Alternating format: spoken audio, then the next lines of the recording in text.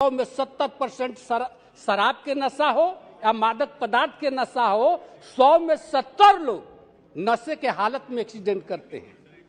Crime जो भी होता है देश के अंदर महोदय, जो भी गलत क्राइम होता है, चाहे अपराध होता है, चाहे घरेलू हिंसकें होती है, वो कोई भी बिना नशा के नहीं ऐसा कर सकता। करने में वो बहुत हिचकता है आदमी।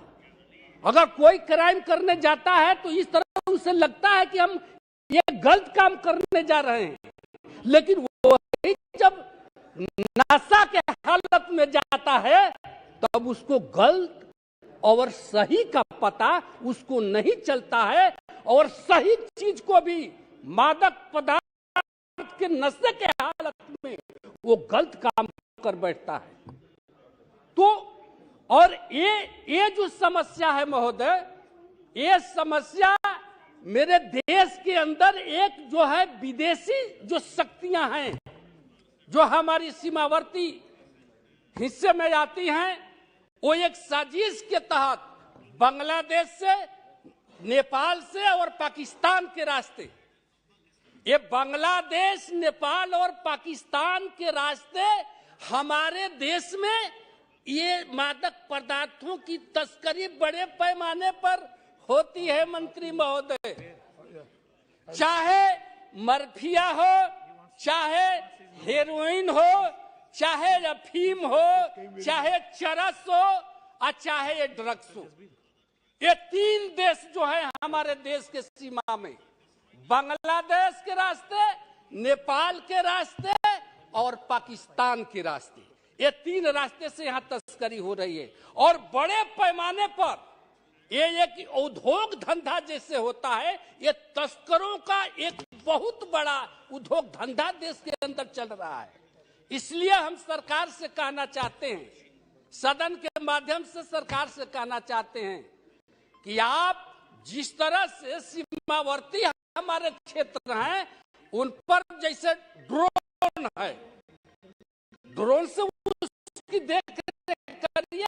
हमारे ऐसा नहीं, हमारे सेना ने ड्रोन के रास्ते के चलते हैं बहुत अभी तस्कर पकड़े गए हैं, बहुत हथियार भी पकड़े गए हैं, बहुत मादक पदार्थ भी पकड़े गए हैं, लेकिन उसको इस तरह से निगरानी किया जाए ताकि जो विदेशी तस्कर हैं वो किसी तरह से देश में ऐसे पदार्थों का तस्करी न कर सके।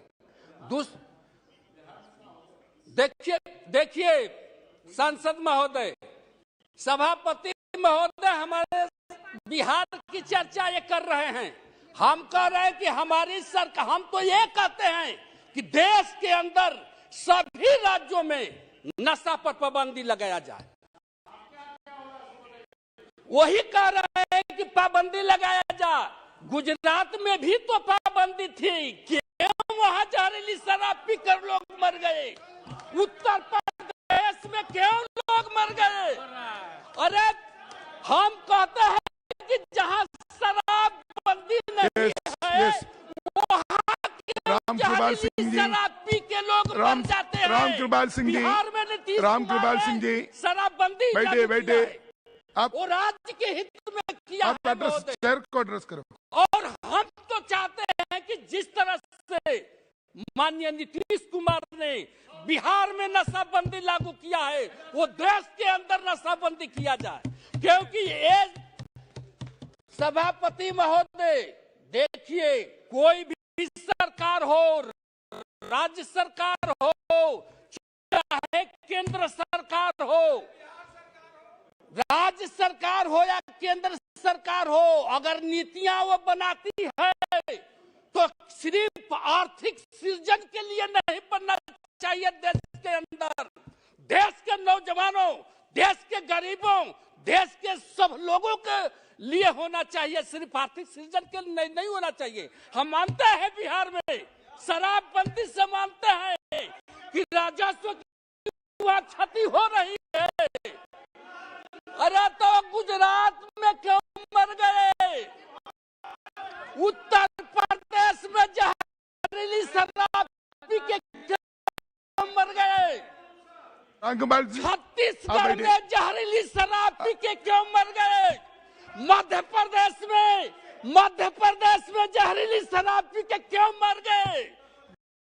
बिहार में ही आज बिहार, अरे कोई भी जहर पिएगा, आप भी जहर पीजिएगा तो मरिएगा। जहर पीने से आदमी मरता है, जहर पीने से आदमी मरता है। अगर जहर पीजिएगा तो मरिएगा। इसलिए हम बता देते हैं, ऑनरेबल मेंबर महाबली सिंह जी, बिहार ही नहीं ऑनरेबल मेंबर महाबली सिंह, मध जो है द्रव्य पदार्थ है, जो भी मादक पदार्थ है वो सब जगह रोक लगनी चाहिए। क्योंकि शराब का नशा हो चाहे मादक पदार्थ का नशा हो, कोई भी नशा देश के हित में नहीं है। और हम आज सदन के माध्यम से कहना चाहते हैं, एक बार फिर दोहराना चाहते हैं,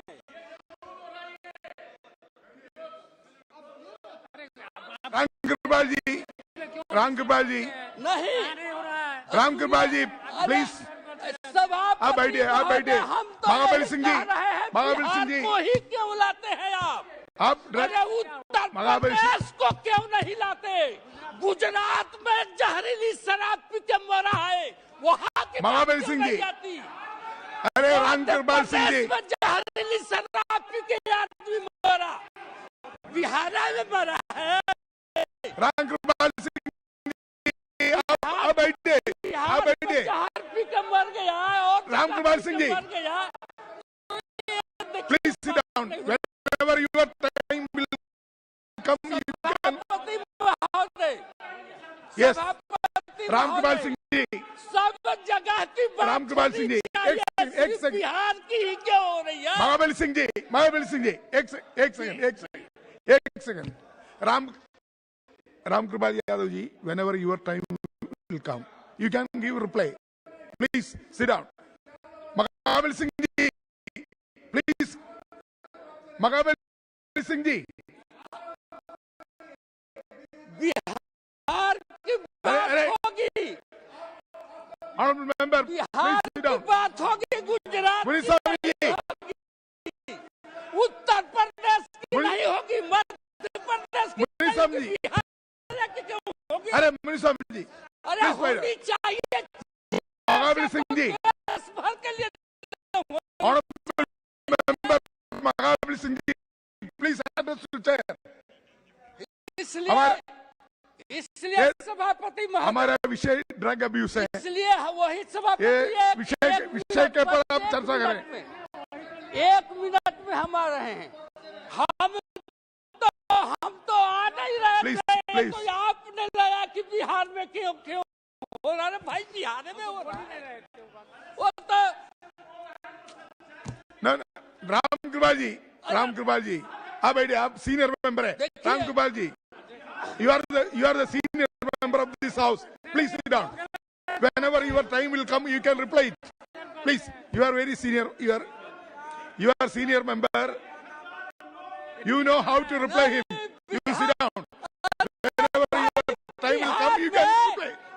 महाबली सिंह जी, जब शराबबंदी का समय बीजेपी भी तो महाबली सिंह आप इधर देखिए, महाबली सिंह जी, sit down, sit down. You sit down. Honorable member, sit down. आप भी मेरे साथ Sit down. तो उस समय शराबबंदी के पक्ष में थे। No, sit down. आज जब अलग हो गए, Okay. सरकार से विरोध, Honorable member Supriya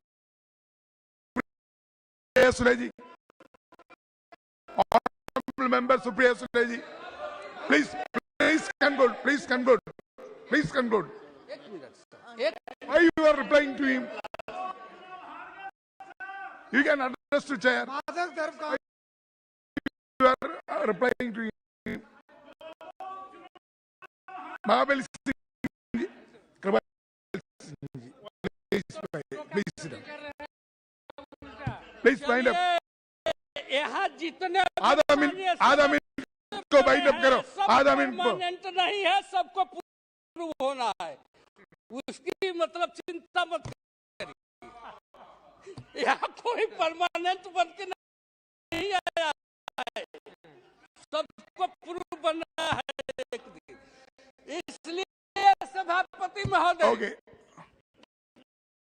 Fine. हम सदन के माध्यम से कहना चाहेंगे कि जो भी मादक पदार्थ है देश के अंदर, ये विदेशी ताकतों के इशारे पर हमारे देश के नौजवानों का भविष्य बर्बाद हो रहा है.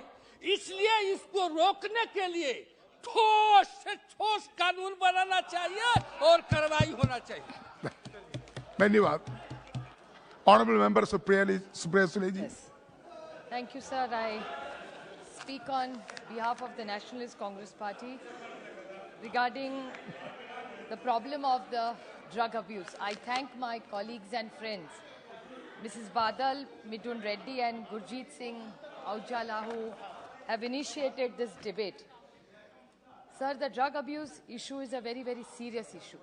And I think the country needs to hear it in one voice from this house, that this is not a place to make political speeches.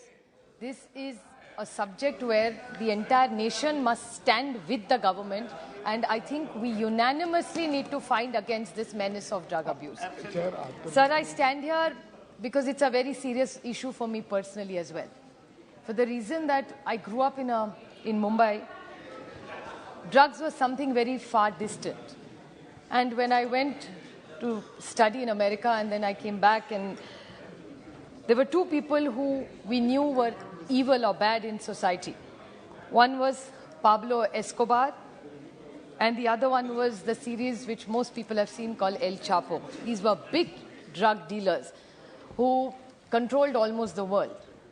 They started it in South America, back into America, and the whole world knew who all these people were.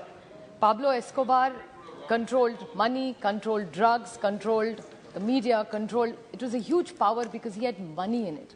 And the entire, what was media says or what one gets in reading, is about $650 billion globally. So it's a huge business. And I think there is no government, whether you're sitting on this side or that side, would support drugs or dealing in drugs. So I think what we really need to put our minds together is what are we going to do to stop this, and how we can all work together with the government to stop this menace. I feel I stand here not just as a citizen or a member of parliament, but I'm mother also of two young children. And I think as a mother, the biggest challenge, किसी माँ को जब बच्चे बड़े होते हैं और 16, 17, 18 साल के होते हैं, उसके मन में चिंता रहती है कि मेरा बच्चा अच्छा पढ़ाई करे और ये शराब और नशे में न फंसे. तो हर माँ और फैमिली की कोशिश रहती है कि वो बच्चा पढ़ाई करे, दोस्तों के साथ हंसी मजाक कर ले, लेकिन उसके सबसे ज़्यादा पीड़ा कुछ देती है एक माँ को, तो वो अगर उसका बच्चा कोई नशा करता है तो. So drug abuse is not only an issue in isolation. You cannot, the entire family suffers when these kind of things happen. So what are we going to do with the new age? Constantly people are talking. My friend Shiv Kumar constantly talks about cryptocurrency and darknet. I would like to bring that issue, and I think the Home Ministry really needs to address this, that this entire drug menace that we are dealing with, how are people transacting? It's no more just gaye kone mein aur drugs le liye.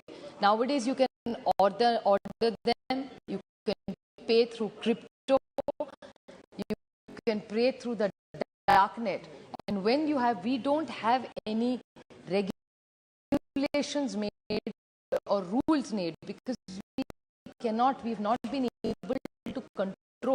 We tax crypto at 30% when we didn't have rules for cryptocurrency in India. So how are you going to handle this drug menace given? Just last week, our friend from Biju Janata Dal spoke about the acid which was thrown on a woman.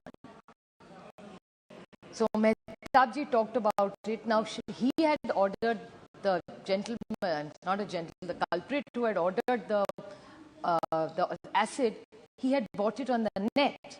So net has become a big transaction point. And so darknet and cryptocurrency are biggest challenges that we are going to have. And access.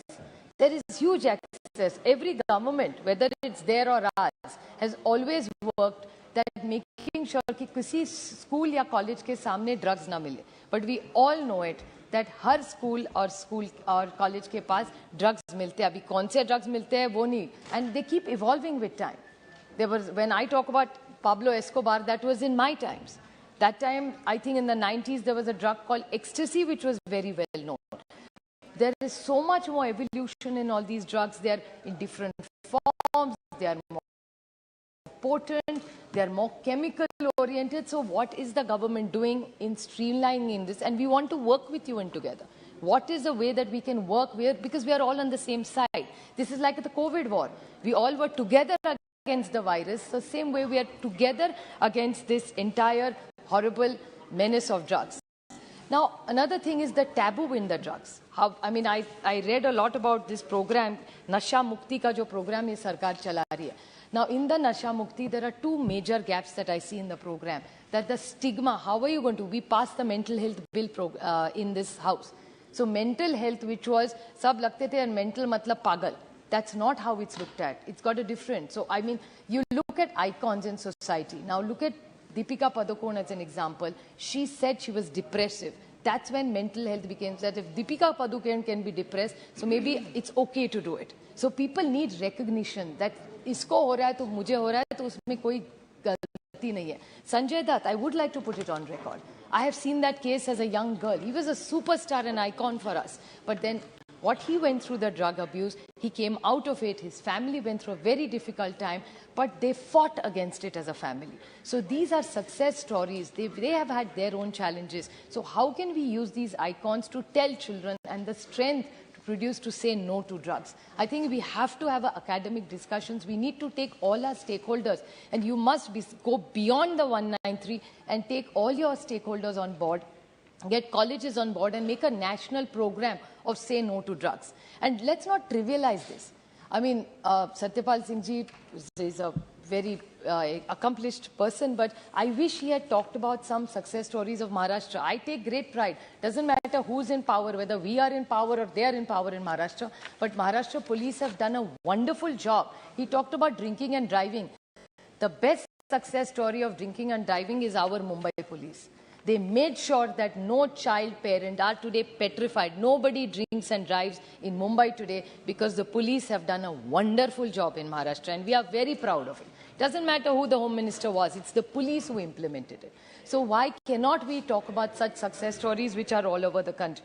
Sir, another small point is access about this. Do you think in school education we can talk about this? Because it's still a taboo, but it exists in society. So is there something during education, can we have some activity-based programs where children talk about this? And things are available. The way gutka, we banned gutka in Maharashtra, but gutka is available today. The same thing as drugs. So what is the best way we can do this? Just one last point, sir. The only thing is that NCB, high-profile cases. I would like to put it on record that there are a lot of high-profile cases which get discussed on every television channel. Sometimes the person is even innocent. So how are you controlling all your officers and making them accountable? If they pick up a child who needs help, he doesn't need to, or she doesn't need to go to jail. They need to go to a rehab center. They need help. They are not some convicts. So I think we need to look at this policy that any child, whoever it is, and why should we only go into high-profile cases? There are a lot of youngsters women and men who are in jail today, sometimes because of the whims and fancies of some officers. So how are you going to make it accountable? If you really want this drug menace to be, you have to be fair and you have to be just. Thank you. Every citizens of this and every child. So give the confidence to every parent that the government is not here to harass their children, but help their children. That's what governments are supposed to be. So we need a holistic plan and a good support system for emotion and professionals to help, because we don't have enough professionals to walk these children when they are through these drug abuse situations. So I think we need an education program also for this. And I would like to tell the government again that we are here in one voice. We support this 193. Please bring a comprehensive bill. We will support you, get all the stakeholders, and let's get this drug menace out of our nation. Thank you. Thank you. Honorable Member Sri Achyutanand Samantaji. Honorable President, sir, I am on behalf of Biju Janata Dal stand here to speak about this calling attention motion. It is really a burning issue.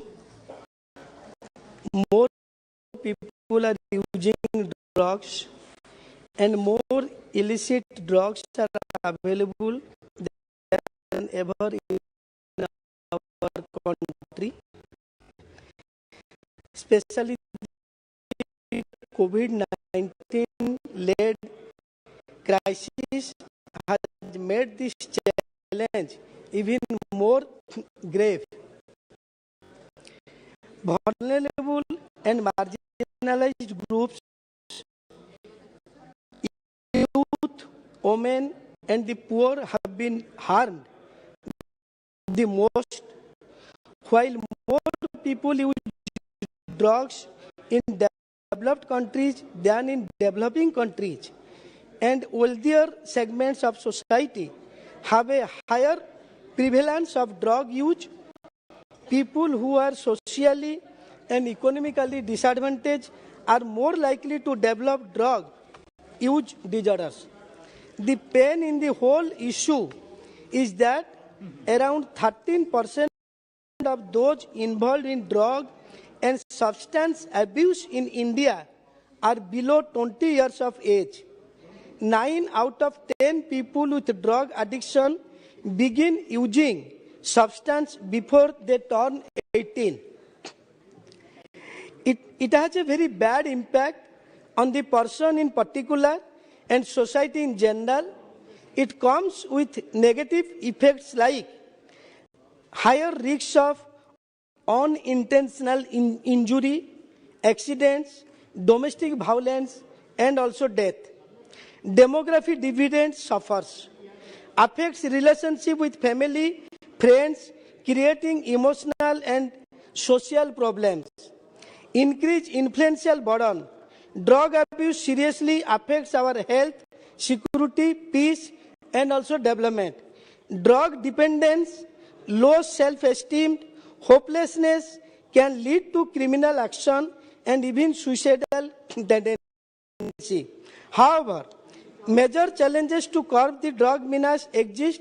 These are legally available drugs, lack of availability of rehabilitation centers, smuggling of drugs, disproportionate focus of law enforcement agency on cases of personal consumption of drugs rather than the root issue of drug trafficking, lack of distinction between addicts, first-time drug users, and recreational drug users.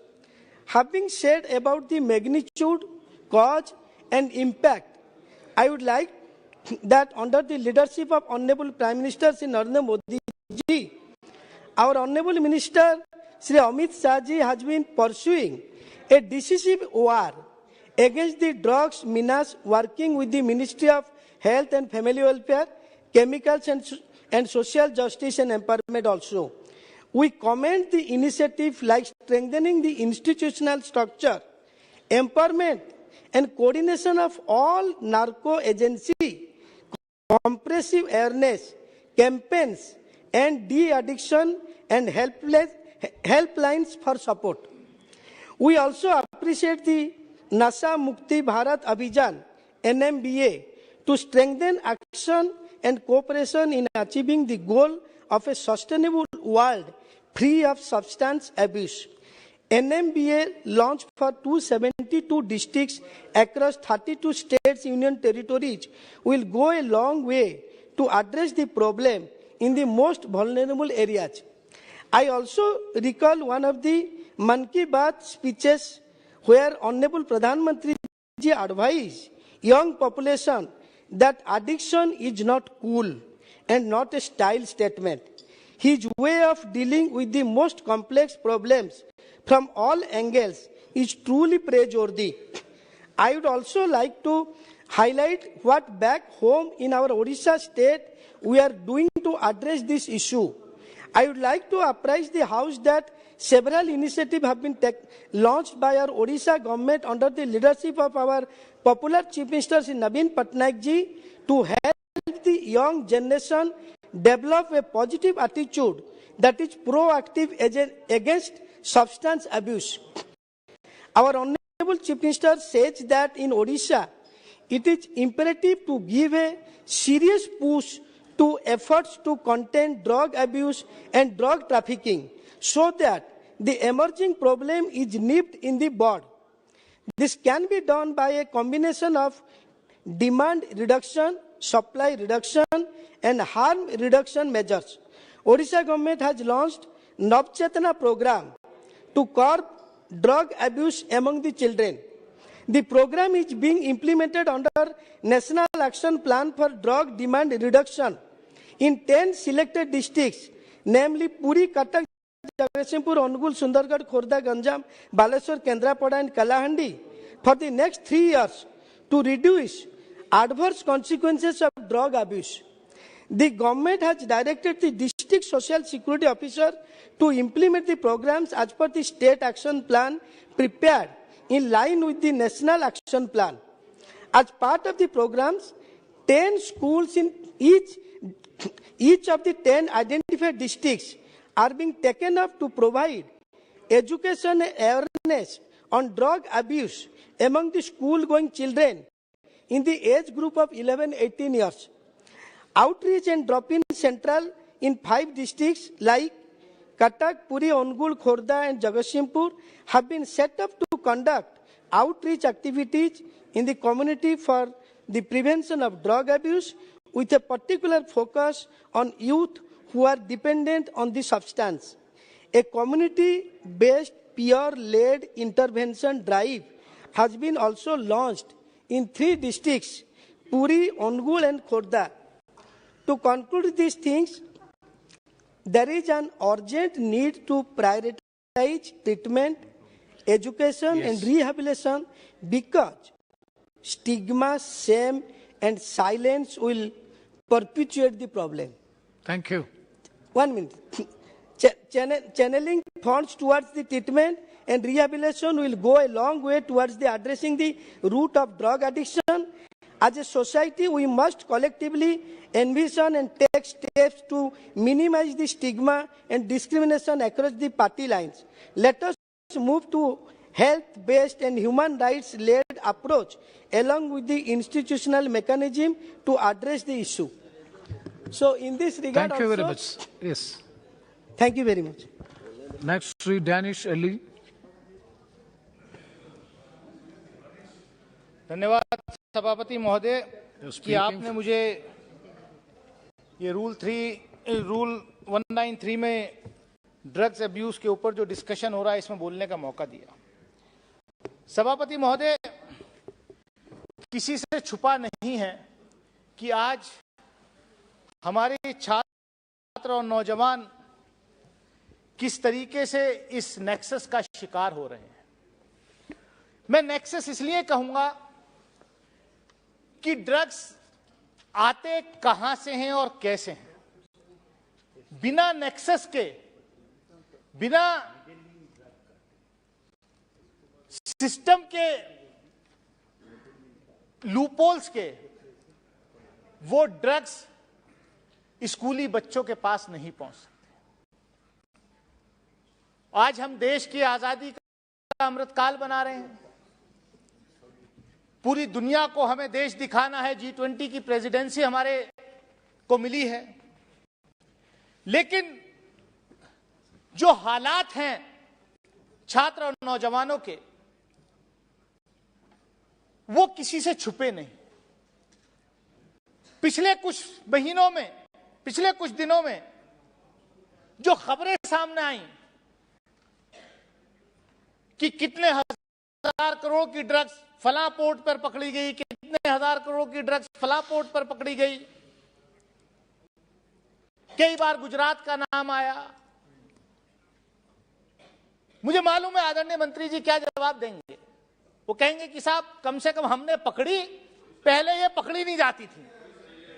मुझे मालूम है क्या जवाब मिलने वाला है, लेकिन ये तो चंद पकड़ी गई।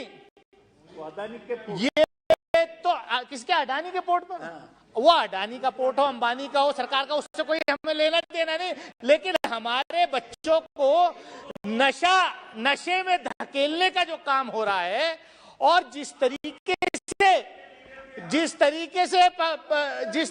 से पकड़ी जा रही है ड्रग्स, तो सभापति महोदय ये चिंता का विषय है। और मैं जब बोलता हूं, पता नहीं क्यों ट्रेजरी बेंचेस एकदम परेशान हो जाती हैं।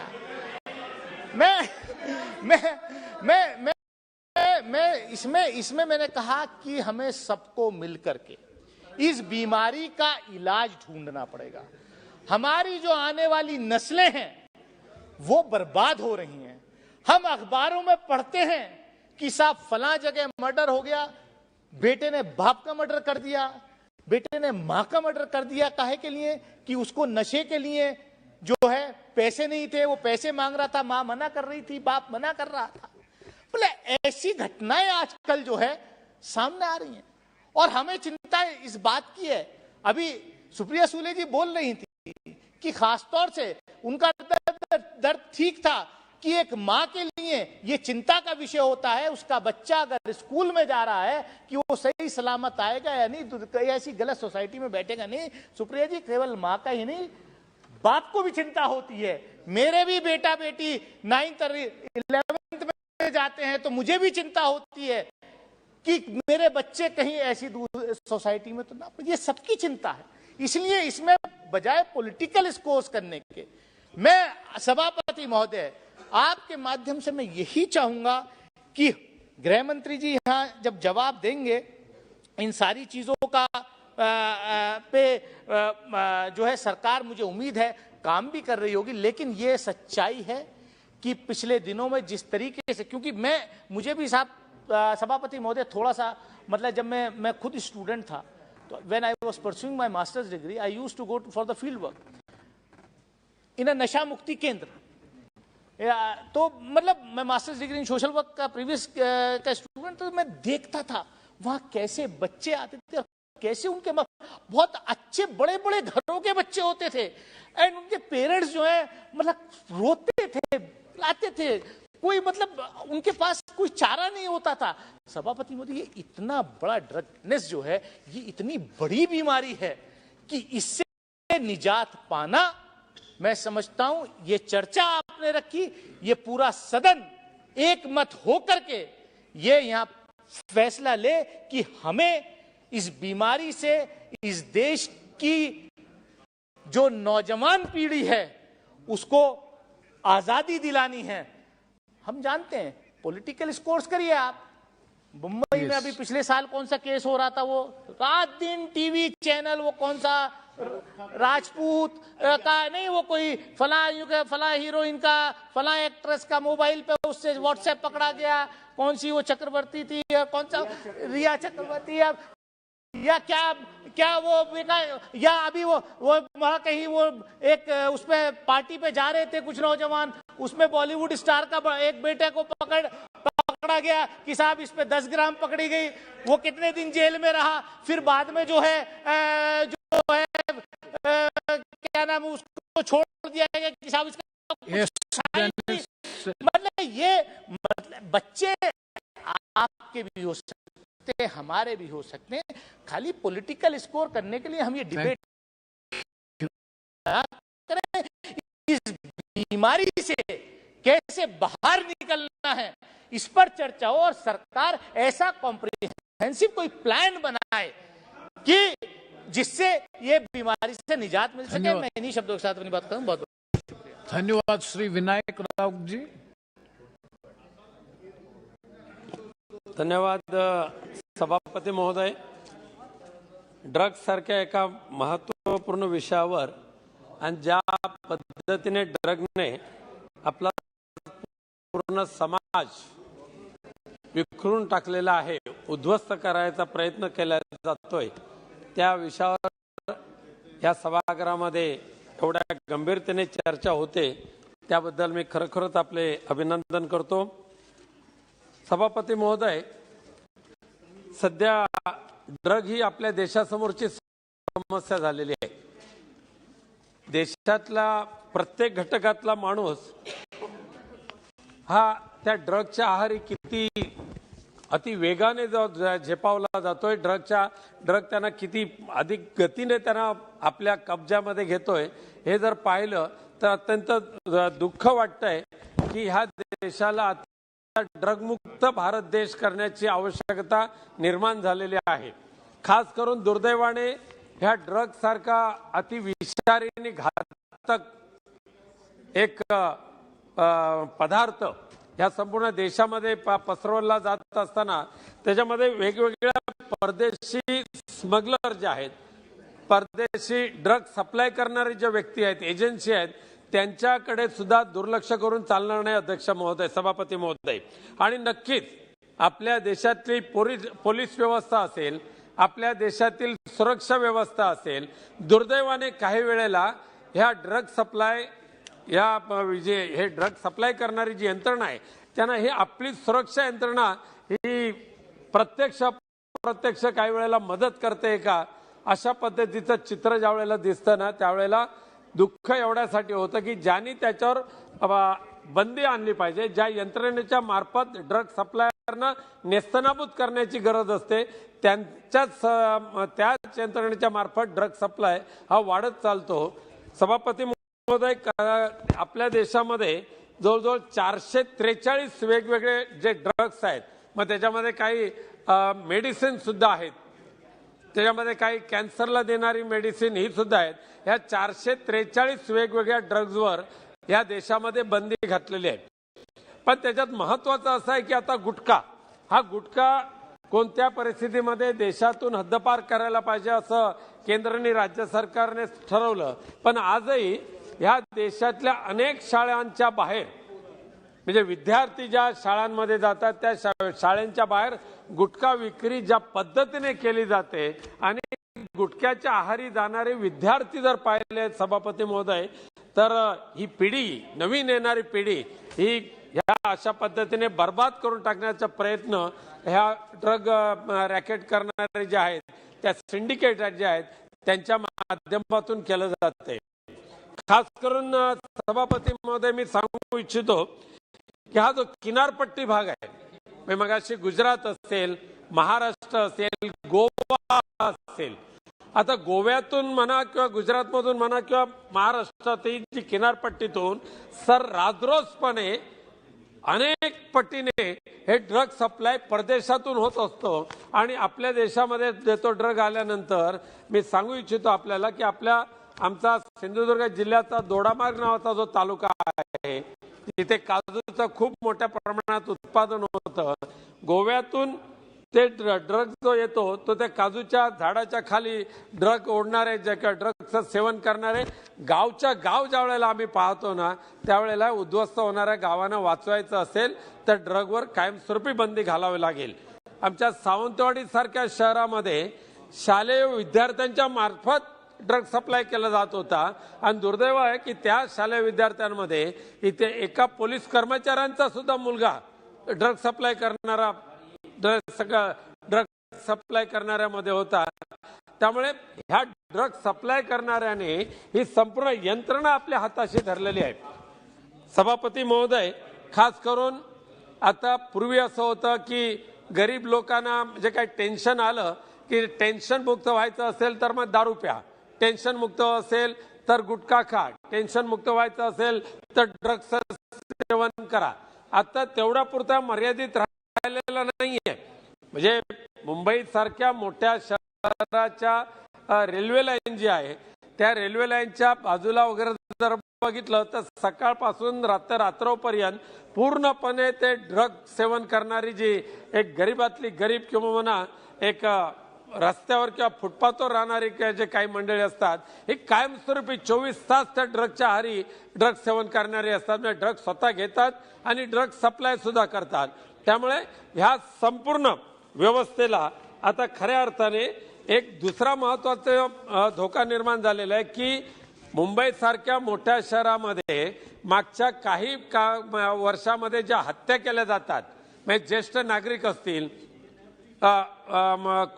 श्रीमंत असतील किंवा म्हणजे बंद असलेली घरं असतील ती घरं तोडायची, तर ह्या सगळ्या हत्या करण्यामध्ये हे ड्रगिस्ट जे असतात, ड्रग पिणारी जी मंडळी असतात यांच्या माध्यमातून केवळ पैसे मिळवण्यासाठी अनेक सिनियर सिटीजनची एक मिनिट अनेक सिनियर सिटीजनची हत्या केली जाते.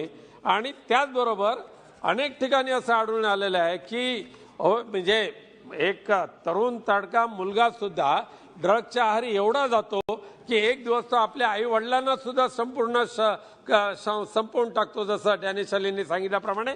आणि त्यामुळे ही कुटुंब व्यवस्था आणि समाज व्यवस्था उद्ध्वस्त करणाऱ्या सर्वात मोठी जर कोणतं विष असेल तर ते ड्रग आहे. आणि म्हणून या ड्रगचा कायमस्वरूपी नायनाट करण्यासाठी ड्रग मुक्त भारत करायचा असेल, ड्रग मुक्त समाज करायचं असेल तर कडक कारवाई करण्यासाठी योग्य त्या पद्धतीचं बिल या लोकसभेमध्ये आणण्याची आवश्यकता आहे. आता जे कायदे आहेत ते कायदे जरी पुरेसे असले तरी अंमलबजावणी करणारी यंत्रणा सुद्धा सक्षम करण्याची गरज आहे, असं मी विदित करून मी माझं यावरचे विचार संपवतो. धन्यवाद सभापती महोदय. Thank you very much. Next speaker, Sri I.B. Eden.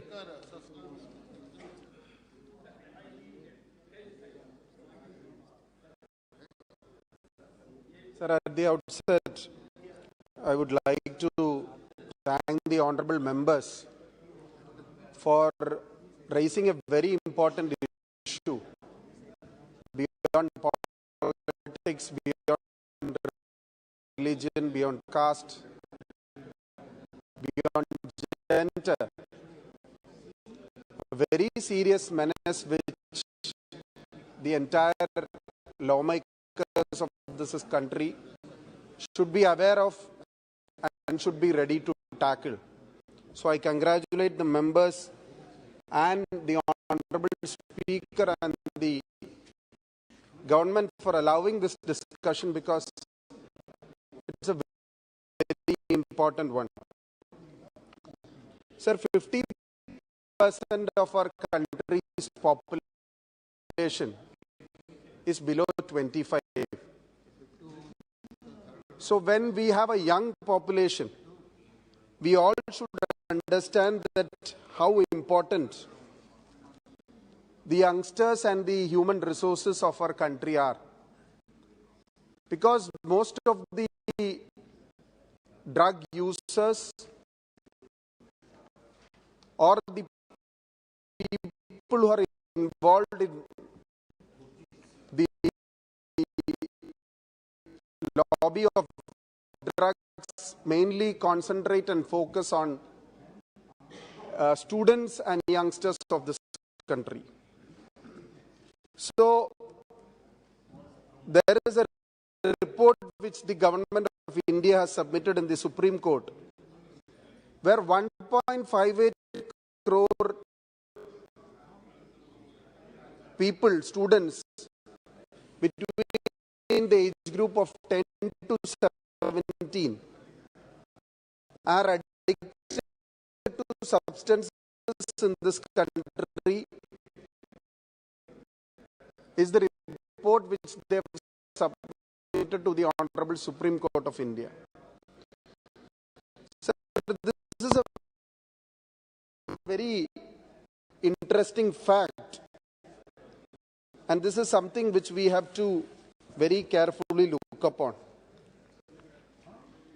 Sir, India is hosting the G20 summit next year.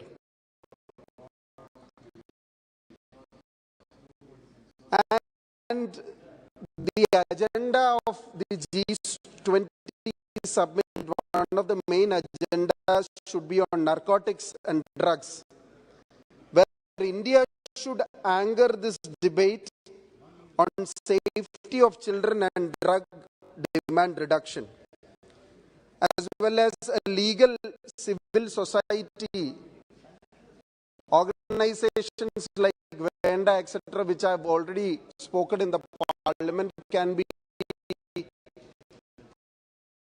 a lot of NGOs can be involved in anchoring and making sure taking good practices from the other countries.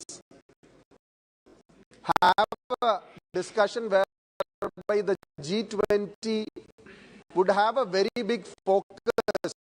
Our country would be focused on this particular matter, sir. Sir, a country's development is not just based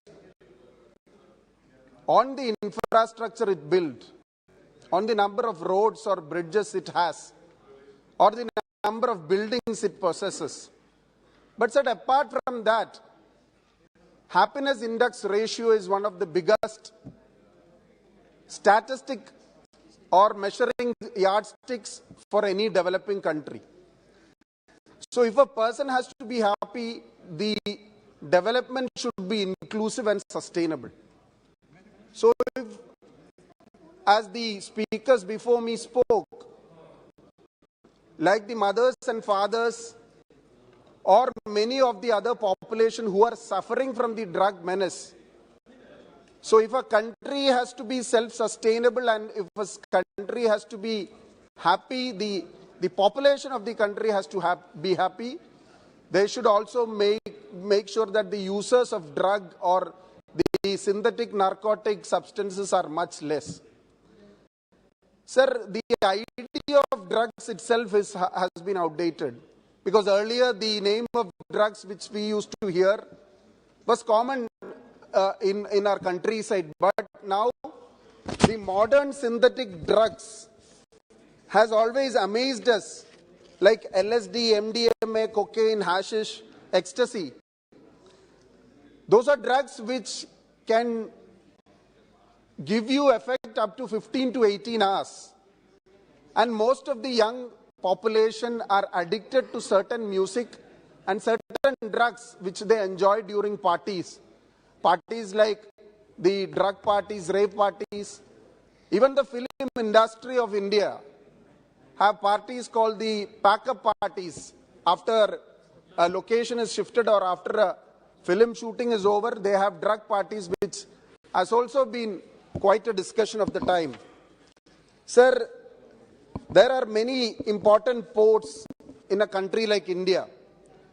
Ports such as Cochin, Kolkata, Mumbai, Chennai, where these are transit ports of drug trafficking, with Mumbai also having a destination port of drugs from Pakistan and West Africa. These are details which came up in newspapers and the other magazines. The Indian Maritime Doctrine, the updated version of 2015, recognizes the Indian Ocean as the hotbed of narco-terrorism, smuggling, gun running, and associated crimes. And the need to counter such threats in conjunction with the Coast Guard, Navy, and the other law enforcement agencies is very important. India is very much connected with the international waterways. As many of the speakers have spoke, there are many major ports which have been hubs of drug trafficking, but unfortunately, there were no serious action taken by any of the governments. So we have to strengthen our border security forces, especially the Navy and the aligned other authorities who can very effectively deal with the drug trafficking through our international water channels.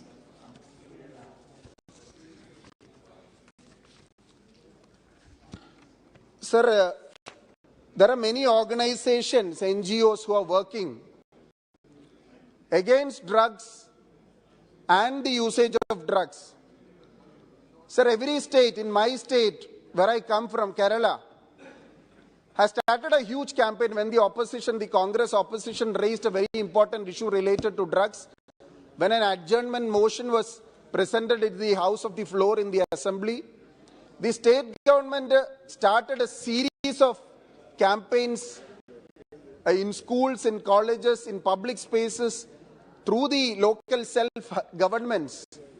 There are many actions taken, but unfortunately, sir, these are gatherings in which we take oaths, we be a part of those campaigns, we hit a goal.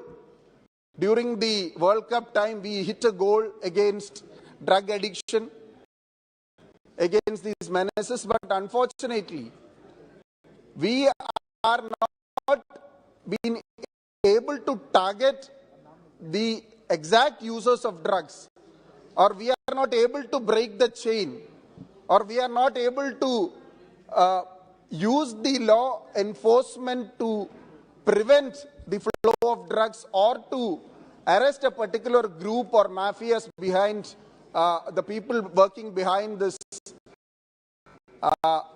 illegal activities. Sir, Kerala has been doing a lot of campaign, but as I said, the law enforcement in a right way, the exact culprits who are working in these arenas are not yet taken out. So the excise department, the police department, all these departments have limitations because of the NDPS Act which is existing.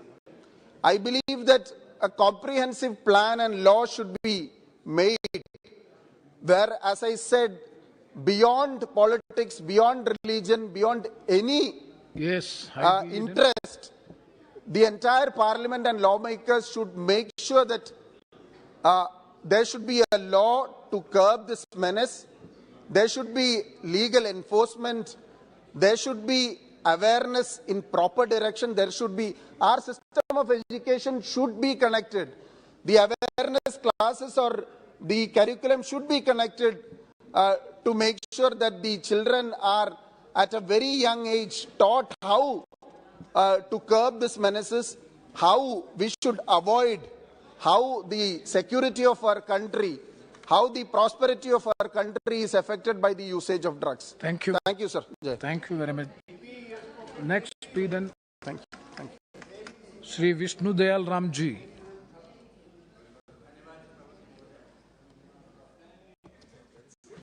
निश्चित रूप से drug abuse एक गंभीर और जटिल साथ ही साथ अंतर्राष्ट्रीय समस्या है, परंतु इससे पहले कि मैं मुख्य विषय वस्तु पर बोलूं, मैं एक छोटी सी कहानी सुनाना चाहता हूं जिससे इसकी गंभीरता का अंदाजा पूरे सदन को लग जाएगा। सभापति महोदय, एक विश्व विजेता राजा अपने काफिले के साथ बाजार से होकर गुजर रहा था।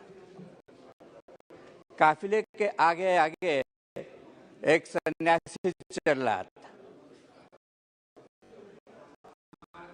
राजा ने उस सन्यासी को रास्ता देने के लिए कहा। सन्यासी पूरी स्थिरतापूर्वक बिना कुछ कहे हाथों से इशारा उसने किया कि बगल के रास्ते से चले जाओ। राजा को बहुत नागवार गुजरा और वो अपने घोड़े से उतर करके तलवार निकाल करके उसके पास पहुंचा और उससे पूछा कि तुम कौन हो? तो उसने कहा कि मैं एक सन्यासी हूं। तुमने रास्ता क्यों नहीं दिया? तो उसने कहा कि तुम विश्व विजेता हो, मैं उससे बड़ा विजेता हूं। मैंने अपने मन पर विजय पाई, तुमने केवल दुनिया पर विजय पाई है। सभापति महोदय, कहने का तात्पर्य यह है कि हमारी संस्कृति, हमारी सभ्यता ने मन पर विजय प्राप्त करने की बातें बताई, और आज ड्रग एब्यूज के चलते सबसे ज्यादा प्रहार मन पर पड़ रहा है। और यदि कोई व्यक्ति ड्रग के गिरफ्त में आ जाता है तो उसकी मानसिक दशा क्या होती है, उसकी मन स्थिति क्या होती है, और उसके मन में जो विकार पैदा होता है, शरीर का जो क्षरण होता है, और जो बौद्धिक क्षमता का ह्रास होता है, जो सामाजिक आर्थिक रूप से क्षति होती है, उसका अंदाजा नहीं लगाया जा सकता है। और वो अपनी क्षमता खोने के चलते अपनी क्षमता के अनुसार न अपने को, न अपने परिवार को, न अपने समाज और राज्य और देश को उसके उत्थान में योगदान दे सकता है। सभापति महोदय, ड्रग्स ट्रैफिकिंग की समस्या दिन प्रतिदिन गंभीर होते जा रही है, क्योंकि इसका जुड़ाव संगठित अपराध, मानव तस्करी और मनी लॉन्ड्रिंग से जुड़ गया है। आज दुनिया के 100 से ज्यादा देश इस समस्या से ग्रसित हैं। भारत भी अछूता नहीं है। भारत में ड्रग ट्रैफिकिंग की समस्या के बहुत सारे बाह्य और आंतरिक कारण हैं। बाह्य कारणों में से इसका ज्योग्राफिकल प्रॉक्सिमिटी ईरान, अफगानिस्तान और पाकिस्तान से होना है, जिसे हम गोल्डन क्रिसेंट के नाम से जानते हैं। इसके साथ ही साथ दूसरी ओर म्यांमार, लाओस और थाईलैंड जैसे देश, जिनको गोल्डन ट्रायंगल के नाम से जानते हैं, से इसकी प्रॉक्सिमिटी बहुत ज्यादा है। परिणाम स्वरूप हमारा देश एक ट्रांजिट पॉइंट के साथ साथ डेस्टिनेशन भी हो गया है, और इसके साथ साथ भारत की एक बहुत बड़ी समुद्री सीमा है जो अवैध घुसपैठ की संभावनाओं से युक्त है। भारत एक फार्मास्यूटिकल इंडस्ट्रियल हब है, जहां पर फार्मास्यूटिकल सब्सटेंसेस का डाइवर्जन होने के चलते प्रिस्क्राइब ड्रग्स का दुरुपयोग भी बढ़ रहा है। हमारे देश में नशीले पदार्थों की तस्करी साउथ वेस्ट एशिया और साउथ ईस्ट एशिया से हो रहा है। सभापति जी, हमारे देश के कुछ भागों में, कुछ राज्यों में अफीम की भी खेती होती है और भांग की भी खेती होती है, जिसका प्रयोग हेरोइन जैसे पदार्थों के उत्पादन में होता है। ड्रग ट्रैफिकिंग वर्तमान में इंटरनेट के जरिए और डार्क नेट के जरिए, क्रिप्टो करेंसी और बिटकॉइन के माध्यम से हो रहा है। ऐसा भी देखा गया है कि तस्करी के व्यापार में और उसके को बढ़ावा देने में विदेशी नागरिकों का भी हाथ है।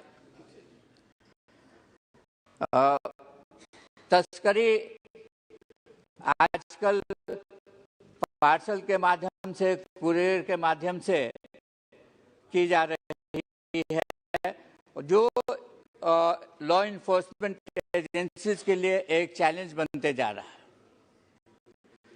जल म्यांमार के जरिए हेरोइन, एटीएस और ड्रग्स ईरान, अफगानिस्तान और पाकिस्तान के रास्ते भारत आ रहे हैं और यहां से श्रीलंका और मालदीव को जा रहे हैं।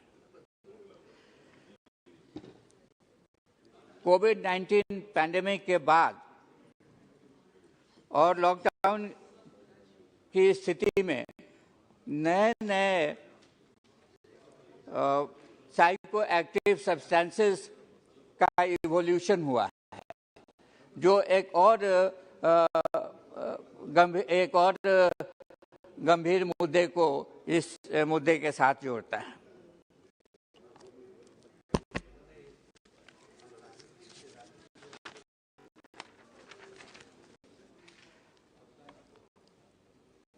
हाल में ये देखा गया है कि मैरीटाइम ट्रैफिकिंग ऑफ ड्रग्स में वृद्धि हुई है और अरब सागर एवं बंगाल की खाड़ी के रास्ते अफगानिस्तान एवं पाकिस्तान से भी ड्रग ट्रैफिकिंग सिंडिकेट जो है ऑपरेट कर रहा है। वैसे मैं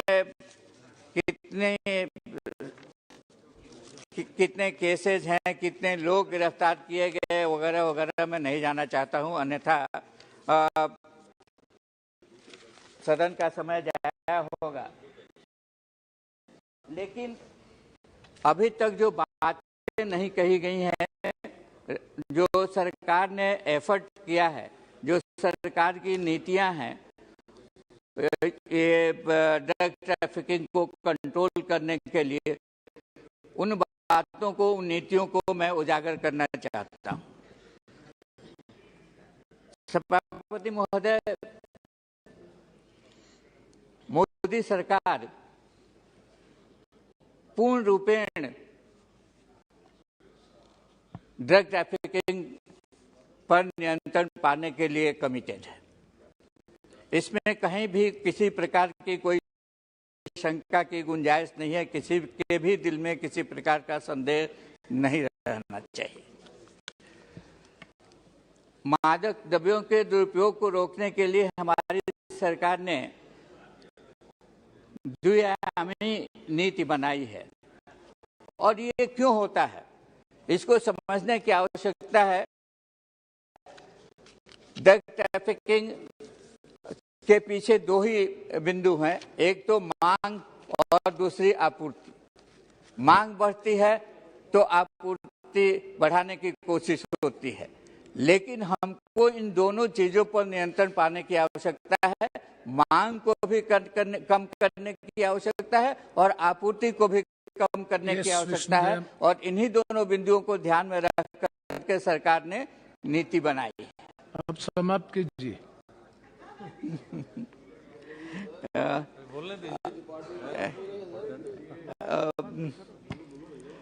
ये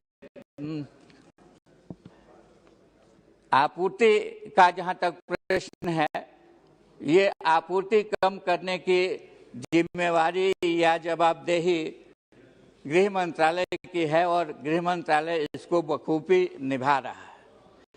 गृह मंत्रालय के अंतर्गत नेशनल नारकोटिक कंट्रोल ब्यूरो है और नारकोटिक कंट्रोल ब्यूरो ही जो नीतियां हैं और जो प्रोविजंस हैं उसको एक्सिक्यूट करने का कार्य करता है, साथ ही साथ समन्वय का कार्य करता है दूसरे एजेंसीज के साथ, चाहे वो राज्य सरकार की एजेंसी हो, चाहे भारत सरकार की एजेंसी हो, चाहे वो बीएसएफ हो, चाहे एसएसबी हो, चाहे कोस्टल गार्ड हो, चाहे वो डीआरआई हो, चाहे वो सीबीआई हो, सबके साथ कोऑर्डिनेशन का कार्य एनसीबी के द्वारा किया जाता है।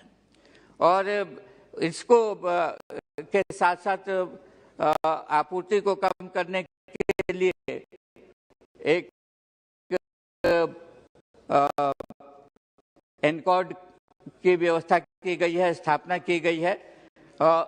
ये इसकी स्थापना वर्ष 2016 में की गई थी, लेकिन वर्ष 2019 में इसमें स्ट्रक्चरल चेंज लाया गया और स्ट्रक्चरल चेंज के अंतर्गत जो एपेक्स कमेटी बनी उसकी अध्यक्षता केंद्रीय गृह सचिव के द्वारा की जाती है।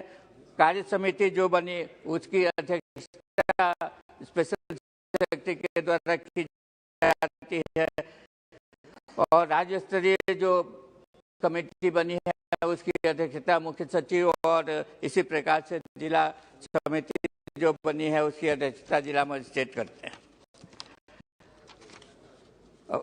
मैं 2-4 मिनट में ही अपनी बात को समाप्त कर दूंगा जल्दी जल्दी कह करके, लेकिन मैं ये दर्शाना चाहता हूं कि किस प्रकार से भारत सरकार और खास करके गृह मंत्रालय इस संवेदनशील मुद्दे के पर गंभीर है।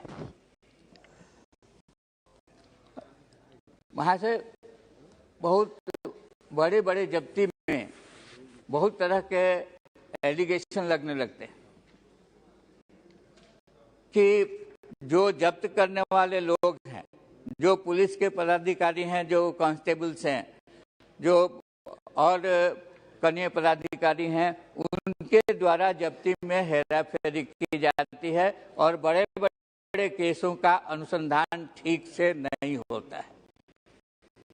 इस कमी को दूर करने के लिए भारत सरकार ने जेसीसी का गठन किया है, संयुक्त समन्वय समिति, जो बड़े बड़े केसों के अनुसंधान पर नजदीकी नजर रखता है और ये भी सुनिश्चित करता है कि कहीं भी किसी प्रकार की कोई गड़बड़ी नहीं हो। इसी तरह से राज्यों के द्वारा एक समिति का गठन किया गया है। ये सारी चीजें पहले नहीं थी, इसलिए मैं सारी चीजों का वर्णन कर रहा हूं।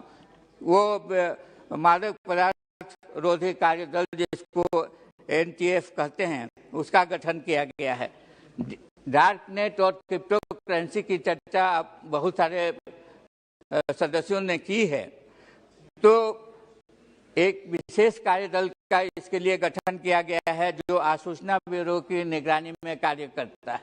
तो हम इस समस्या से अवगत हैं और किस प्रकार से ड्रग ट्रैफिकर्स के द्वारा डार्क नेट और के माध्यम से और क्रिप्टो करेंसी का यूज करके ये ड्रग ट्रैफिकिंग की जाती है। इसलिए इस समस्या को दूर करने के लिए पहले से ही ये कदम भारत सरकार ने उठाया है।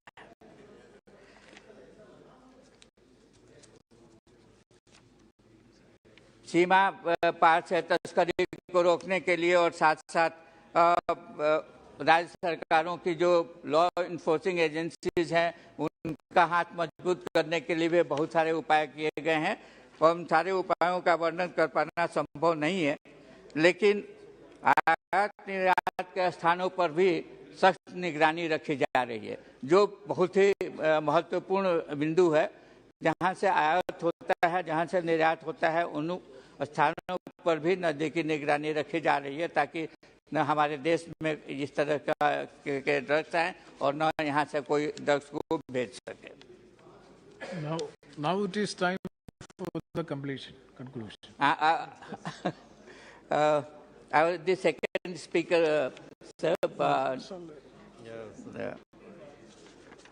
दूसरे देशों के साथ जो समझौते किए गए हैं और जो बायलैटरल एग्रीमेंट किया गया है या MOU साइन किया गया है, उसके बारे में भी पहले चर्चा की गई है। मैं उस बात को नहीं दोहराना चाहता हूं, लेकिन अंतर्राष्ट्रीय संगठन जैसे सार्क हो गया या ब्रिक्स हो गया या बिम्स्टेक हो गया या कोलंबो प्लान हो गया, इन सारे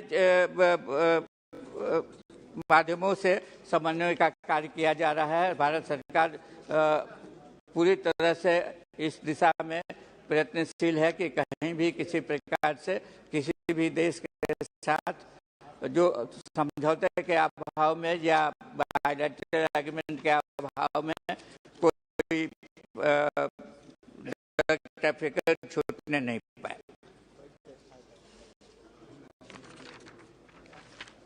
ये तो सिर्फ और मैंने गृह मंत्रालय की ही बात की और सामाजिक अधिकारिता मंत्रालय के द्वारा जो मांग की कमी का प्रयत्न किया जा रहा है, मांग को कम करने का प्रयत्न किया जा रहा है, उसके लिए उन्होंने national action plan for drug demand reduction बनाया है, NAPDDR।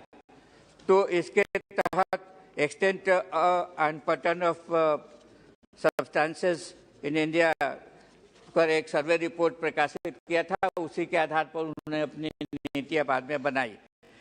इस कार्य योजना का उद्देश्य मादक द्रव्यों की मांग में कमी लाने वाली गतिविधियों को बढ़ावा देना है। इसके अंतर्गत राज्य सरकार को राशि भी दी जाती है। राज्य सरकार के जरिए डी एडिक्शन सेंटर्स भी स्थापित किए जाते हैं। जागरूकता पैदा करने का भी कार्य किया जाता है, उपचार करने का भी कार्य किया जाता है, पुनर्वास की भी व्यवस्था का कार्य किया जाता है। IRCAS जिसकी चर्चा माननीय सदस्य ने की, उसकी भी स्थापना करना इसी कार्य योजना का हिस्सा है।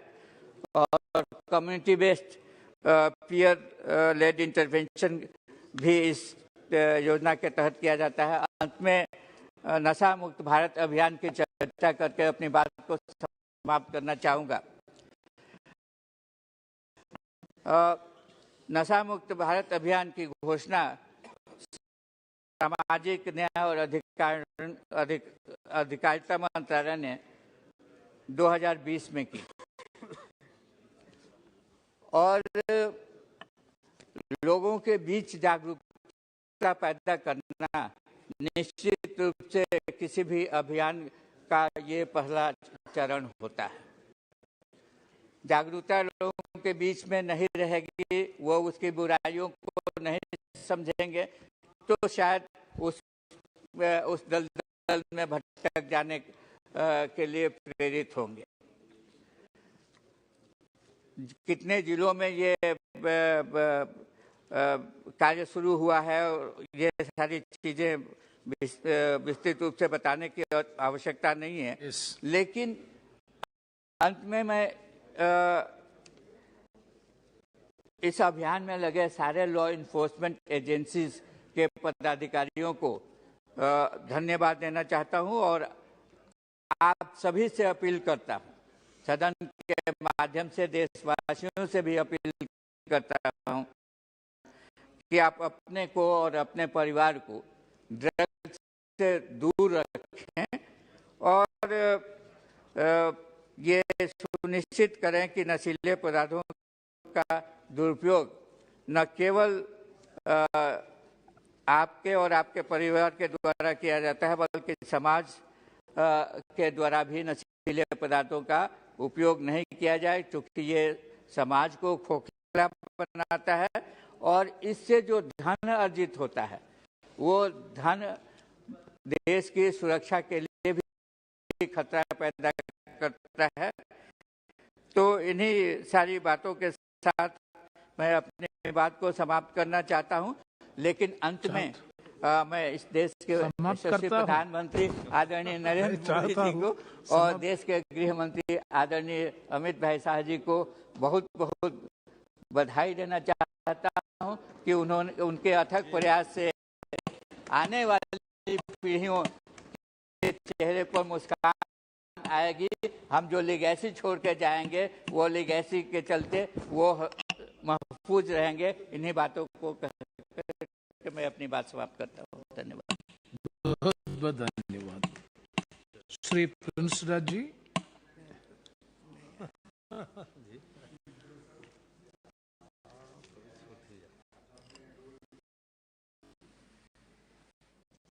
में बोलने का मौका दिया। आज हम लोग काफी इम्पोर्टेंट टॉपिक पे आज डिस्कस कर रहे हैं। सर, ये बात सत्य है कि आज हम लोगों का यूथ नशे में लिप्त है।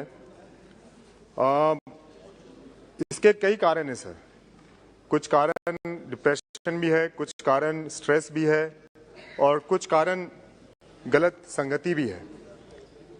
तो ये कई कारण यूथ को बर्बाद करती है। इस पे काफी गंभीरता से सोचने की जरूरत है माननीय महोदय जी। यहाँ पर माननीय सदस्य ने पंजाब के बारे में बताया कि किस तरीके से वहाँ पर नशा फैला हुआ है। सर उसी तरीके से आप देखें, अगर हम अपने देश की राजधानी की बात करें, दिल्ली की, तो यहां भी कुछ कम नहीं है। अगर आप बिल्कुल पॉश इलाके में अगर आप जाएं, दिल्ली के, जो कि कनॉट प्लेस कहलाता है, आप वहां जाकर देखें सर, वहां किस तरीके से छोटे छोटे बच्चे नशे में और नशे की आदी हैं, किस तरीके से सड़क के किनारे वो लेटे रहते हैं नशे में। तो ये सारे जो बच्चे हैं सर, ये कोई नशा, कोई महंगा नशा नहीं कर रहे हैं, कोई कोकेन नहीं कर रहे हैं, कोई एसटीसी नहीं कर रहे हैं। ये सर एक ऐसा नशा कर रहे हैं जो कि बाजार में बहुत ही आसानी से उपलब्ध है। ये हर दुकान में मिलता है, केमिस्ट के शॉप पे मिलता है, आप स्टेशनरी के शॉप पे चले जाइए वहां मिलता है, हार्डवेयर की शॉप पे आप चले जाइए आपको वहां मिलेगा। तो ये बच्चे उसका सेवन करते हैं सर। हमें इनके लिए भी सोचना होगा। कोकेन, एसटीसी और ये वीड, ये गांजा, ये सब एक और चीज है, लेकिन जो हमारे बच्चे हैं हमें इनके लिए भी सोचना होगा, क्योंकि ये जो छोटे छोटे दुकान में जाके ये ले लेते हैं चीजें, इनको रोकने वाला कोई नहीं है, इनके तरफ ध्यान देने वाला कोई नहीं है सर। तो ये हम एक बात आपके समक्ष रखना चाह रहे थे सर। अगर आपका ध्यान अगर हम बिहार की तरफ लेके जाएं, तो बिहार में जब से शराबबंदी कानून लागू हुआ है, तब से बिहार में नशीली पदार्थ और इसकी तस्करी चरम सीमा पे है। रिपोर्ट तो ये कहती है कि भाई हर महीने करोड़ों की तस्करी बिहार में हो रही है। आप हाल फिलहाल में अगर उदाहरण लें सिवान जिला का,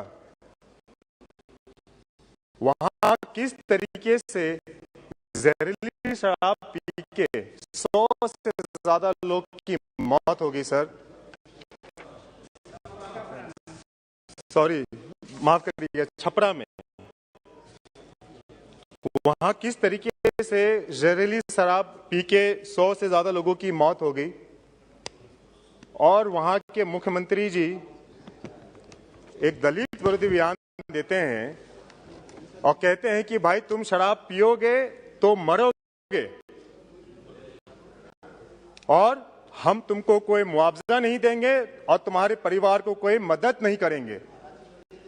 इस तरीके का दलित विरोधी बयान एक राज्य के मुख्यमंत्री द्वारा दिया जाता है sir.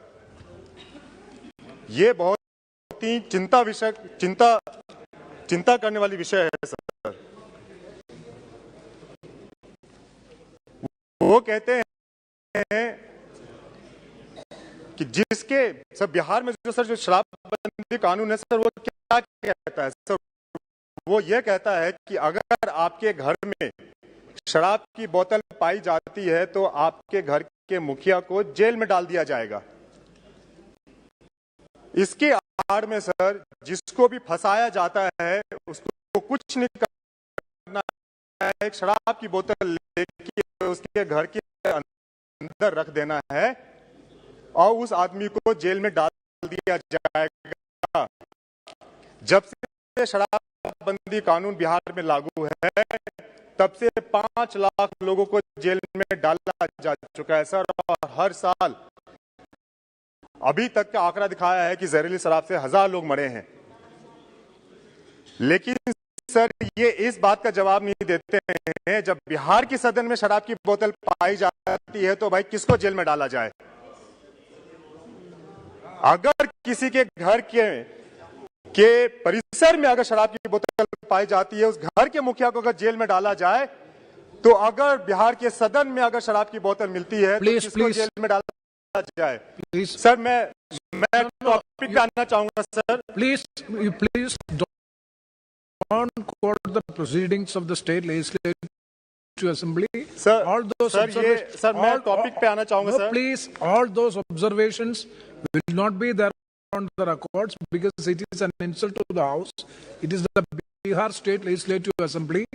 Please don't quote those sir proceedings here. Please. Sir मैं No, मैं- we are सर, running काफी this house. अहम मुद्दा था सर, इसलिए हमने No, रखा, no. लेकिन सर हम You टॉपिक पे आना चाहेंगे सर। सर जिस तरीके से सर ये एक डर का सर जो ये बिहार में डर बैठ गया है, इसके वजह से सर, इसके वजह से एक नशीले पदार्थ का सर व्यापार बिहार में चालू हो गया है।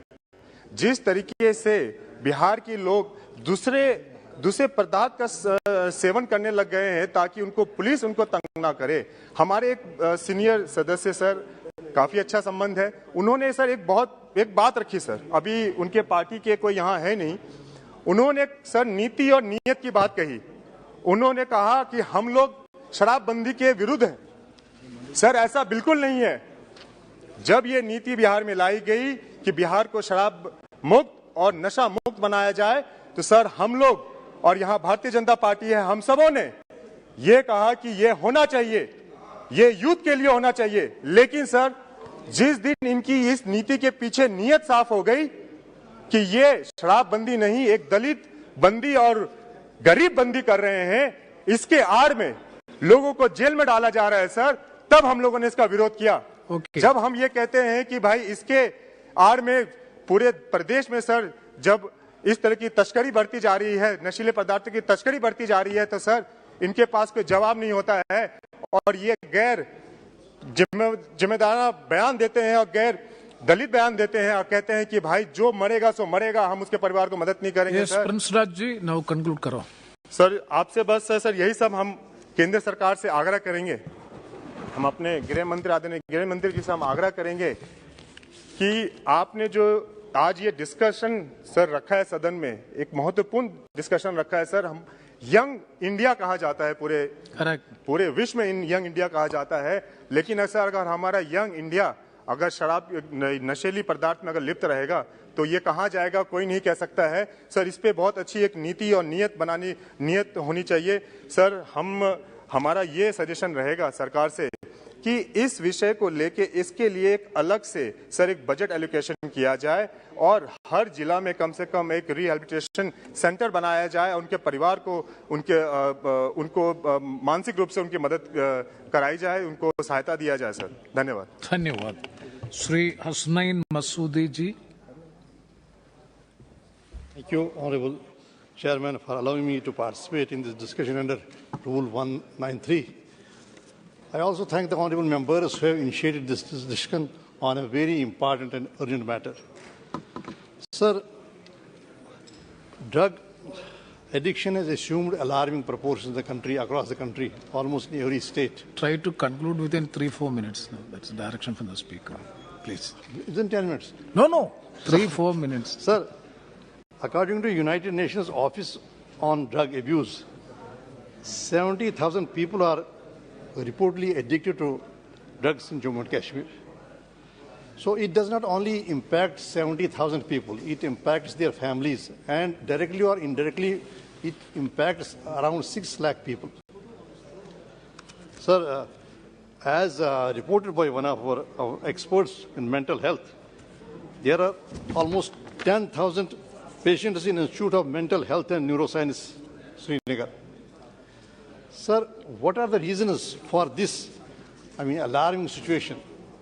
Why were we caught napping? Why did this go to this level? Sir, there can be a number of reasons.